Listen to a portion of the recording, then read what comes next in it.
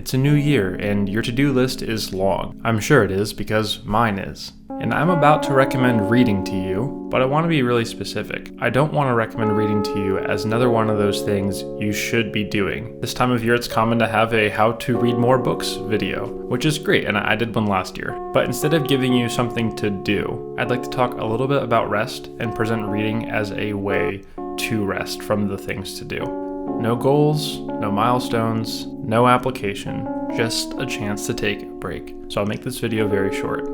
I was reading this Wendell Berry poetry collection called A Timbered Choir. It's a collection of his Sabbath poems, which are called that because he wrote most of them walking on Sunday mornings, just taking it slow. If you've read any of Berry's novels or essays, I do recommend those. Then you already understand the spirit that this poem is going to be written in. But there were just a couple of lines that I can't forget and I think will be helpful for you. And I'm going to talk about rest for a second and then I'll come back to it. I think trying to define rest as opposed to just time off of work or sleeping or being bored is outside the scope of this video. I don't know if I can come at a suitable definition of rest, but hopefully you can form some picture of it in your head when you're really resting, not having your attention split a million ways and not trying to do anything in particular, maybe taking a walk, maybe eating a meal, maybe reading a book. And that's a place that I've found rest, whether fiction or nonfiction, children's books, philosophy, as long as I'm reading it away from distractions at a leisurely pace, that for me counts as rest. From work I have to do and things about myself I'd like to improve, just sort of endless activity of the mind,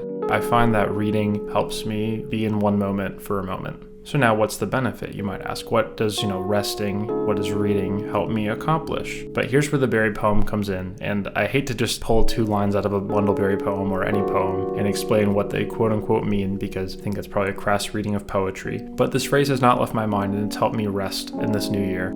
The mind that comes to rest is tended in ways that it cannot intend, is born, preserved, and comprehended by what it cannot comprehend. As in, when you rest, you are taking care of yourself and being taken care of in ways that you can't plan for. So if I can give you some New Year's advice, it would just be slow down, find a book, and as your mind slowly settles and comes to rest and focus on that book, I think you'll find yourself being blessed in ways that you didn't, or as Wendell Berry says, that you couldn't have expected.